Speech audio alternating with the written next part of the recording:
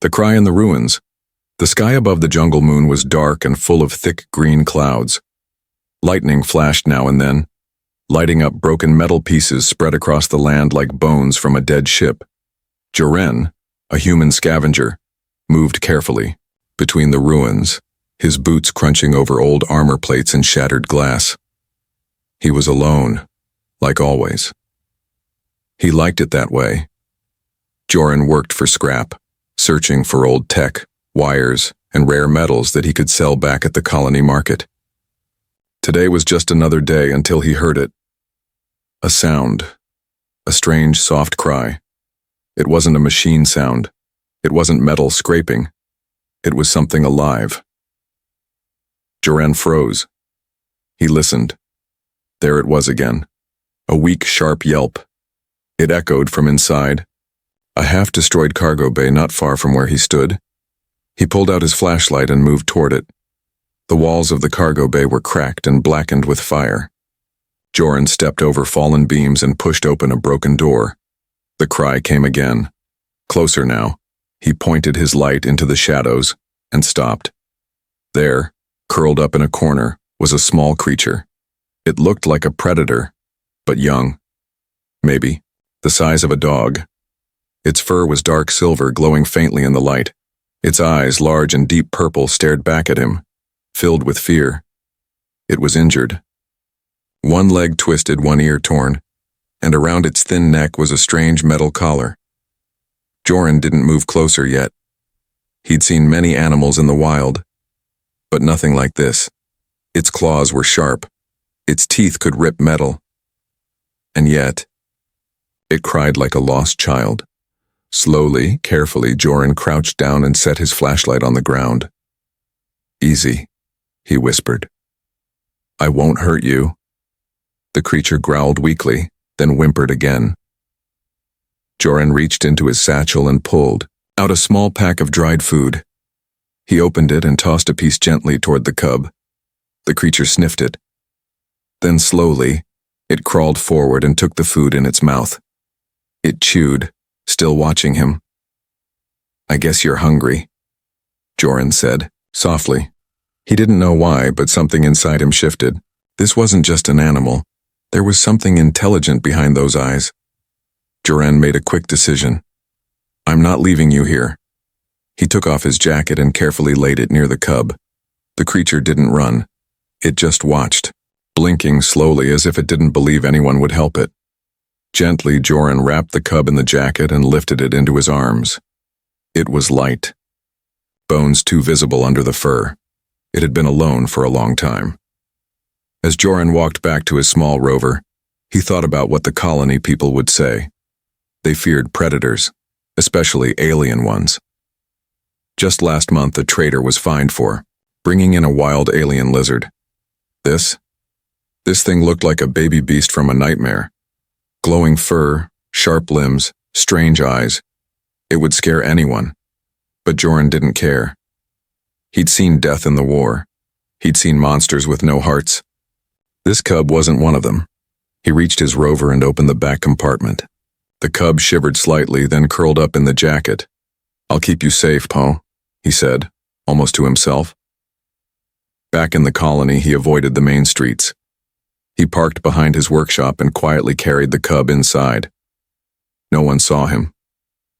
The room was warm, filled with tools, old machines, and spare parts. He laid the cub on a soft blanket near the heater and checked its leg. It wasn't broken, just badly bruised. "I'll fix that," he whispered. The cub looked at him, eyes blinking slowly. Then, to his surprise, it let out a soft, strange sound. Not a growl, not a cry. It was a purr. Joren smiled. "What are you, little one?" He didn't know the answer yet, but he was sure of one thing. That cry in the ruins had changed everything. Joren didn't sleep much that night. The cub lay curled up in an old blanket beside his heater, breathing softly. Its small chest rose and fell, the glow from its silver fur casting light across the dark workshop. Even while sleeping, it twitched, ears moving, claws flexing, as if it was ready to fight or run. Joran sat nearby, sipping weak tea, watching. He had brought back strange things from Rex before, alien chips, broken weapons, forgotten bones, but never something alive, never something so powerful and yet so helpless. When morning came, he tried to feed the cub again. It refused dry food but sniffed at the warm meat stew he kept for himself. Carefully, Joran placed a small bowl nearby. The cub crawled over, sniffed it, then looked at him, watching his eyes, testing his trust. Then it finally began to eat. Slowly, carefully, not making a sound. "You've got manners," Joran muttered. "That's more than I can say for most folks around here." The cub looked up, its eyes flashing gold for a second. Then it kept eating. Later that day, Joran stepped out to gather parts from his supply crate. He left the door cracked open. When he came back less than a minute later, the cub was gone. "Hey!" Joran shouted, rushing outside. He looked left, right, nothing. Panic rushed through his chest. Why did he care so much? It was just a wild animal, right? But then he heard something, a hiss. Not from fear, but from protection. He turned and saw the cub standing near the tool rack, its back arched, teeth bared. In front of it was a large rat. A real nasty one with metal cables sticking from its body, an old lab test subject gone wild. The cub didn't wait. It leaped forward with shocking speed. One strike, quick and clean. The rat hit the ground, unmoving. The cub stood over it, chest puffed, like a warrior who had claimed his first kill. Joran was speechless. "That thing could have bitten you," he whispered. The cub turned to him. Its eyes flashed again, this time blue. Then it walked back to the blanket and lay down. Over the next few days, Joran noticed more strange things. The cub never made a sound when it walked. It understood gestures, followed his voice, and even watched how he used tools. Once, when a wrench rolled across the floor, the cub picked it up in its mouth and brought it to him. It was learning. Fast. And it followed him everywhere now. Outside to the scrapyard, inside to the shop. Even when he went to the back market at night for food, some people gave strange looks. "Hey Joran, what is that thing?" a shopkeeper asked once. "Stray, I found," he replied calmly. "Looks dangerous." "Looks can lie," Joran said with a tight smile. The cub pressed close to his leg, like it understood. One night a man tried to rob Joran. A thief, face covered, holding a blade, broke into the shop while Joran was fixing a plasma coil. "Hand over the creds," the man growled. Joran turned slowly. "I don't have any. I trade scrap, that's all." The thief stepped closer. "I said," he never finished. The cub leapt from the shadows, silent and fast. It didn't bite, but it knocked the man down hard, claws near his throat. Its glowing fur lit the walls. The man screamed, threw away his knife and ran. The cub didn't chase. It just returned to Joran and sat beside him, like nothing happened. Joran stared at it for a long moment. "You're not just some beast," he said softly. "You're a protector." The cub tilted its head, and then it wagged its tail. That night Joran gave the cub a name. "Rix," he whispered. "Fierce and fast, that's who you are." The cub made a soft, chirping sound. It liked it. From that moment they were no longer just man and animal. They were a team, but far beyond the stars. Someone else had started searching, not for Joran, but for what Rix truly was. The moon had 2 suns, but that day felt colder than usual. Rix sat beside the workshop door watching the sky. His glowing silver fur shimmered under the rising light. Joran tightened the bolts on a broken engine, but his eyes kept drifting to the cub. Rix was growing fast, taller, stronger, smarter. Too smart for any normal creature. Last night, Rix had opened a locked cabinet by watching how Joran used the keypad. No one had taught him. That morning, something else strange happened. While digging through old parts behind the workshop, Rix let out a low growl and pulled something from beneath a metal crate. It was a broken tracking device. Still still blinking. Joran's heart dropped. "Where did you find this?" he whispered. Rix simply stared, then placed it in Joran's palm. Someone was watching them. Later that day, Joran went to the old part market to trade for food. He wore his thick coat and told Rix to stay hidden in the storage room. Rix didn't like it, but obeyed. The market was loud and full of aliens, humans, and hybrid traders. Joran traded spare wires for a bag of nutrient packs, then turned to leave, and stopped. A man was watching him from across the street. Not a trader, not a worker, too clean, too quiet. And he held a holotab with a blinking red dot. Joran's instincts screamed. He left the market fast, pretending not to notice. Back home, Joran locked the doors and covered the windows. Rix ran to him, sensing his panic. "We're being tracked," Joran muttered. "They're not just after any animal, they're after you." He pulled up the colony's secure database, typed in everything he could remember about Rix. Fur color, body structure, claw shape, glowing eyes, and then the screen froze. A single match appeared. Class: Royal Predator Beast, Imperial Species. Status: Lost property of the Empress. Joran stared. Royal. What? He clicked the full report. Rix wasn't just a wild animal. He was part of the Empress's bloodline, a genetically enhanced guardian breed made to protect royalty, raised from birth to bond with one being, and only one. Joran looked at Rix, who tilted his head and patted over. "Why didn't you tell me your royalty?" Joran joked weakly. Rix blinked. His eyes flashed blue, then gold. Joran knelt down. "You've been hiding from them, haven't you? Not just injured, but running." The thought hit him hard. What if Rix chose him? Joran whispered, "They'll come for you. The Empress might want you back." Rix's ears flattened, his tail stopped moving. He understood. That night, Joran set up an old motion alarm outside his shop. He couldn't sleep. Every sound made him jump. Around midnight, Rix padded to the window, growled low, and vanished through the back door. "Rix!" Joran called, heart pounding. "No, answer." Joran grabbed a light and ran after him.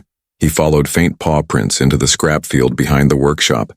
Then he saw them, boot prints, human, fresh, and near them. Drops of blood. Joran's stomach twisted. No, no, no. But then a low growl came from the darkness.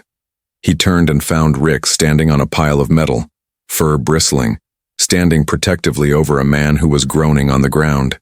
The man was the one from the market. His holotab was broken. Rix hadn't killed him, just stopped him. Joran approached slowly. "Why were you spying on us?"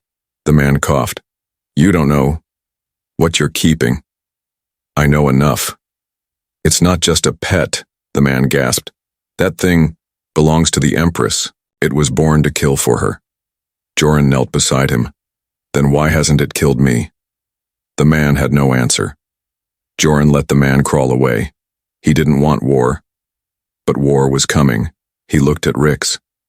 "You chose me, didn't you? But they won't care. To them, you're still property."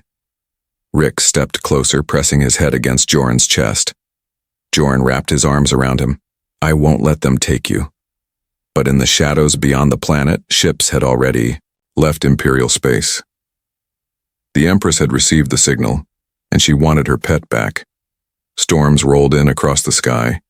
Winds howled through the trees outside Joran's workshop, shaking loose metal panels and howling through vents like ghostly warnings. But inside it was silent. Rix stood in front of a mirror, still, calm, watchful. His silver fur shimmered even without light, and on his chest something had begun to appear. A symbol. Strange glowing lines had formed across his skin like a tattoo hidden deep under his fur. Joran stepped closer, heart pounding. He had seen the symbol before. Long ago, during the war, Joran had helped fix royal transports.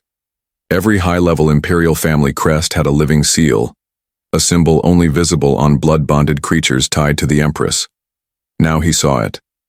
The crest of the Imperial, House of Virelin, the cub, no, the beast.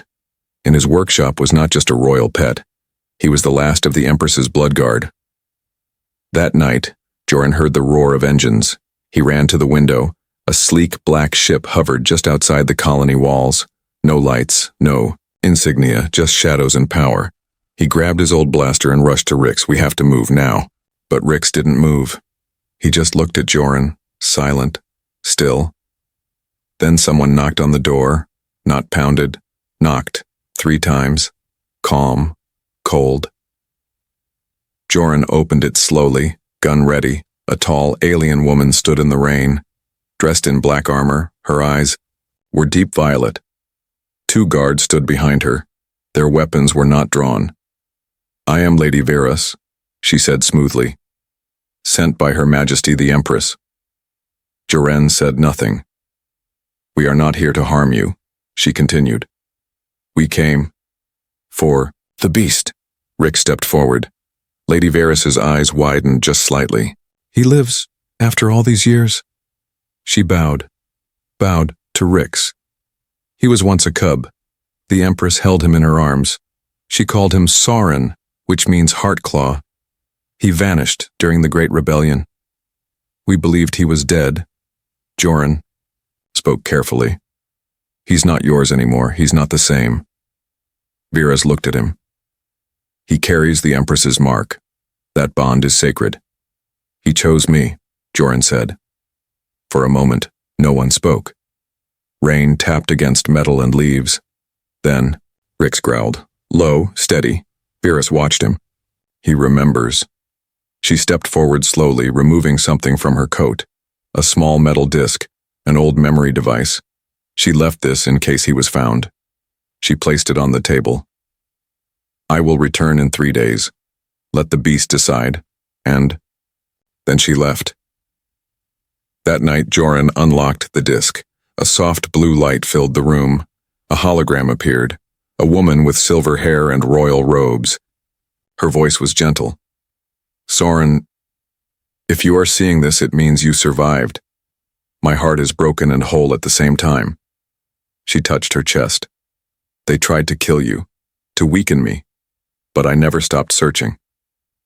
She smiled sadly.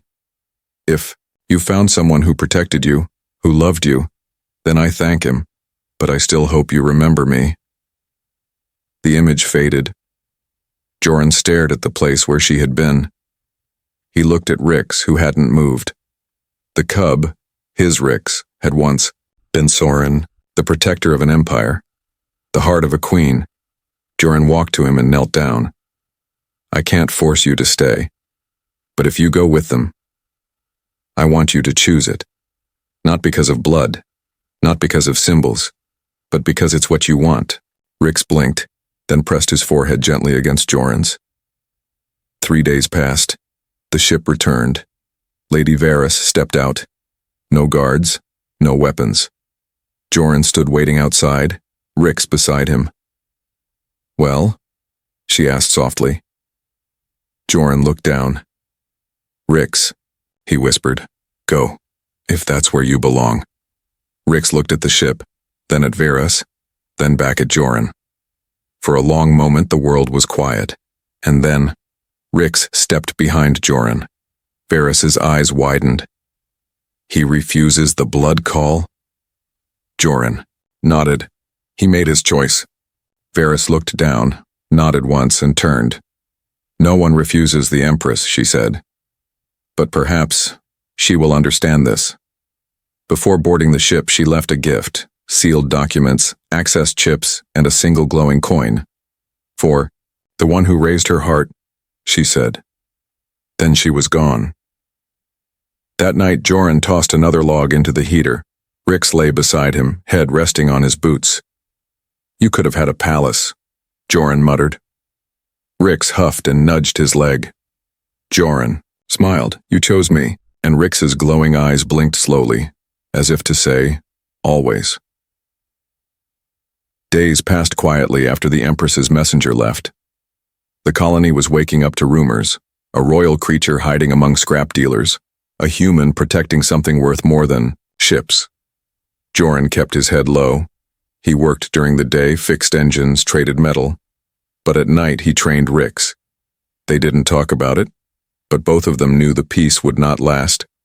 Rix was growing, faster, sharper, stronger.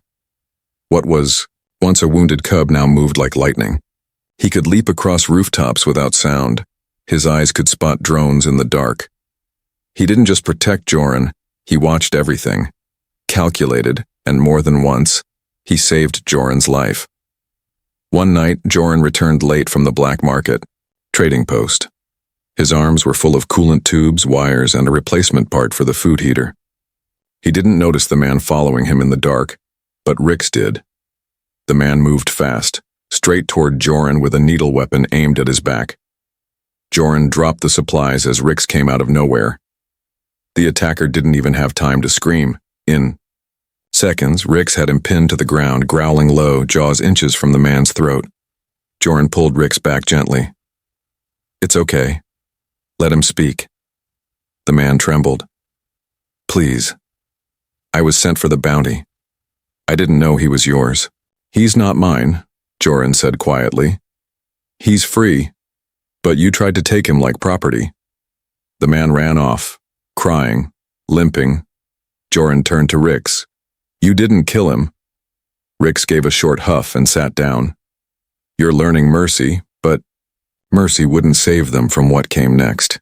2 days later, a colony patrol drone crashed near the scrapyard, burned from the sky, not by weather, not by accident, by firepower, too advanced for bandits, too clean for pirates.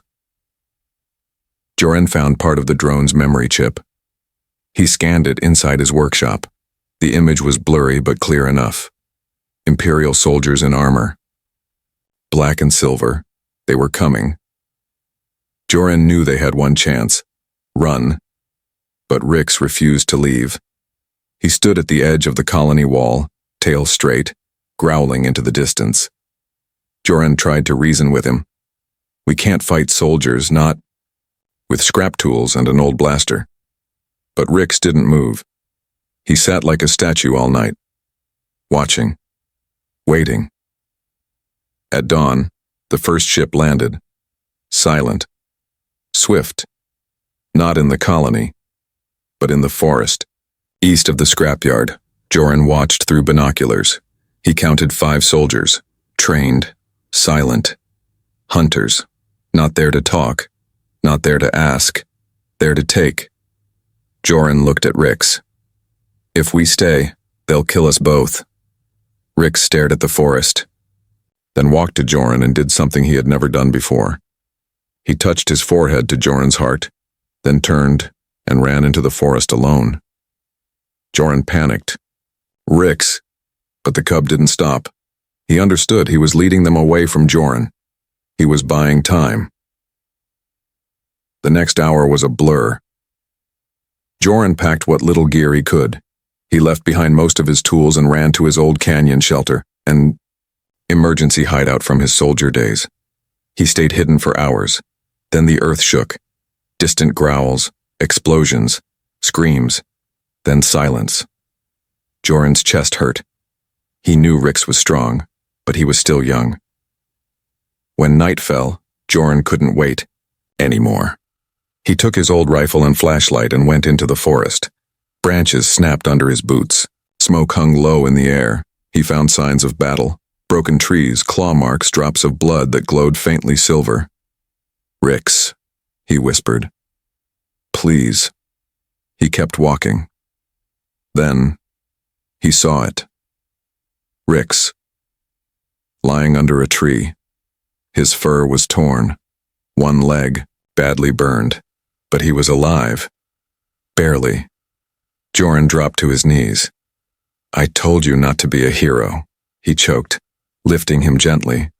Rix's eyes fluttered open, and for the first time, he licked Joran's hand. Back at the workshop, Joran worked all night. He used med gel, old army salves, and handmade braces. He didn't sleep, not until Rix was breathing steady again. The next morning, a message blinked on his terminal, encrypted. From Virus. I warned them not to touch what was loyal, the message said. The Empress sends no more soldiers. She sends her thanks. Joran looked at Rix. He had no crown, no armor, no titles, but he had loyalty, more royal than any bloodline. 3 weeks passed. Joran's workshop was quiet again, but it didn't feel the same. The windows stayed shut, the doors locked tighter, and every shadow was checked twice. Rix was healing, but slowly. His leg was still wrapped in bandage cloth, and the silver fur around it was patchy, burned from the soldiers' weapons. But he never cried, not once. He simply stayed near Joran, always watching, always guarding. Joran tried to keep life normal, working on ship engines, cleaning filters, repairing things no one else could fix. But inside he was waiting. He knew this wasn't over. And he was right. It happened at sunset. The sky cracked open. A massive ship, sleek, gold, and silent, descended from the clouds like a falling star. It didn't roar. It hummed, deep and smooth, like it didn't care who heard it. Everyone in the colony stopped what they were doing. Even the air stood still. The ship landed just outside the colony fence. But no soldiers came out. No guards. No weapons. Just one woman. Tall. Wrapped in robes that shimmered like moving fire. Skin soft lavender. Eyes sharp as lightning. She didn't need to announce her name. Every being who saw her knew. The Empress had arrived. Joran stood outside, his workshop frozen. Rix limped out beside him. The Empress walked toward them slowly, her long cloak trailing behind her like flowing water. Her eyes never blinked. Not once. When she stood just 10 feet away, she stopped. For a long moment, she simply looked at Rix. He looked back. No growl, no movement, just silence. Then she spoke. Her voice was soft, but heavy with power. Soren. Rix didn't move. Her eyes shimmered. I held you in my arms when you were born. You were meant to protect the crown, to guard my family, but you vanished, and for 10 years I feared you were dead. Joran looked between them. I found him in a wreck. He was barely alive. The Empress nodded. I know. I didn't know who he was. And yet, she said, turning to him, you fed him, sheltered him, bled for him. She took a slow step forward. Rix didn't stop her. She knelt. And to Joran's shock, the Empress bowed. Thank you, she whispered.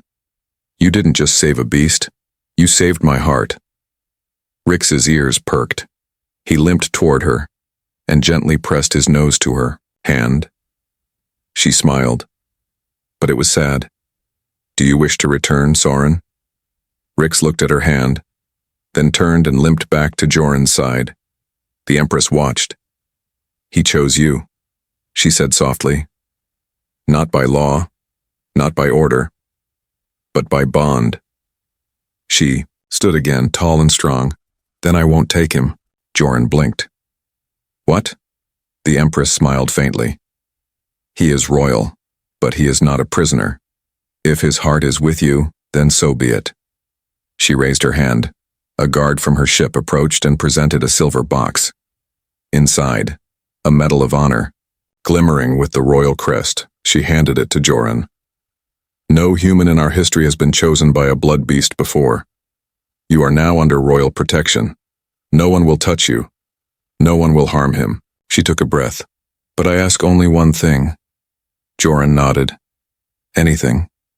Let me visit. Sometimes. Just to see him. Joran looked at Rix, then back at her. You're welcome here. Before leaving, the Empress turned back once more. I named him Soren, but he now walks as Rix. A beast who once guarded a throne, now guards a man. She smiled. That may be the better job. Then she boarded her ship and rose into the sky, disappearing like a golden flame. The colony never forgot that day, not just because the Empress came, but because she left without, taking what was hers. That night, Joran sat beside Rix at the heater. He held the medal in one hand and stroked Rix's head with the other. Well, guess we've made history, huh? Rix gave a soft growl. Not angry, not scared, just home. The days after the Empress's visit passed like a dream. People in the colony still whispered about it, how a powerful alien queen had bowed to a human scavenger. Some called it a story, others a warning. But no one dared bother Joran anymore. No more bounty hunters, no more spies. Because now Joran was under royal protection. And Rix? He was no longer just a strange beast with glowing fur. He was a legend. Joran didn't change much. He still fixed broken machines, still traded scrap.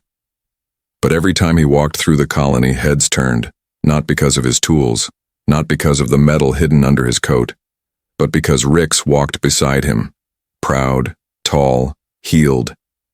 He was bigger now, almost to Joran's chest. His silver coat shimmered in the sun. His eyes changed color with his mood, soft blue when calm, blazing gold when alert. Children no longer ran from him. They reached out to touch his fur, and Rix let them. If Joran nodded, it was okay. The people began to call him the Silent Guardian, but Joran just called him what he always had, Rix. One morning, while repairing a ship's thruster, Joran heard a strange sound, a soft, deep, purring growl, not from Rix, but from the sky. He looked up. A silver drone hovered down and dropped a sealed message. Royal seal. Direct communication. He opened it carefully. Inside was a short letter.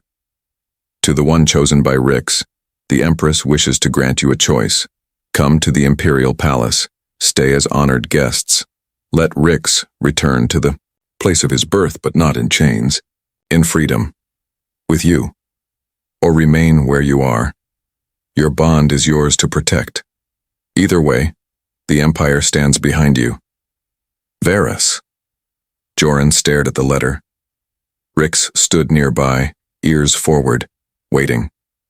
You want to go back? Joran asked softly. Rix tilted his head. Then he stepped forward and sat down at Joran's side, pressing against his shoulder. Joran smiled. No palace for us, huh? Rix huffed. I figured. That night, Joran stood outside the workshop watching the stars. He remembered when he found Rix, half dead, crying in the ruins, just a creature, scared and alone. Now he was so much more. Not a pet, not a weapon, not a trophy. Family. Suddenly a quiet sound behind him, a soft paw step. Then Rix sat beside him, looking up at the same stars. You could have had everything, Joran whispered. Gold, silk pillows, 10 meals a day. Rix said nothing. Then, gently, he nudged Joran's hand. Joran chuckled. Yeah, I know. That's not your style. He pulled something from his pocket. A metal tag, crafted from the remains of the broken royal tracking device. He had carved a name into it. He attached it gently to the collar he'd built by hand. Now, everyone will know who you are, he said. Rix looked at it once, then licked Joran's arm. Weeks passed. The colony learned to live beside the beast. Children gave him treats. Traders told travelers of the human who won a royal guardian's heart. And far above, in the palace beyond the stars, the Empress smiled at a small screen, a live feed from the colony outpost. She watched Rix nudge Joran awake. She saw him curl up beside the heater. She whispered, He chose well. One day a stranger visited the colony. Wearing heavy robes and speaking little, the visitor asked only one question. Where is the man who tamed the Empress's beast? A colonist replied, smiling. Tamed? No, sir, you've got it wrong. He pointed to the shop. He didn't tame the beast tamed him. Inside, Joran wiped his hands clean after fixing another ship part. Rix lay nearby, tail thumping slowly. Joran looked over and grinned. Ready for lunch? Rix perked up. He may have been born a royal guardian, but he stayed because of one thing. Choice, not commands, not blood, not duty. Just a bond that no crown, no army, and no throne could ever break. Rix had chosen, and he chose Joran. Forever.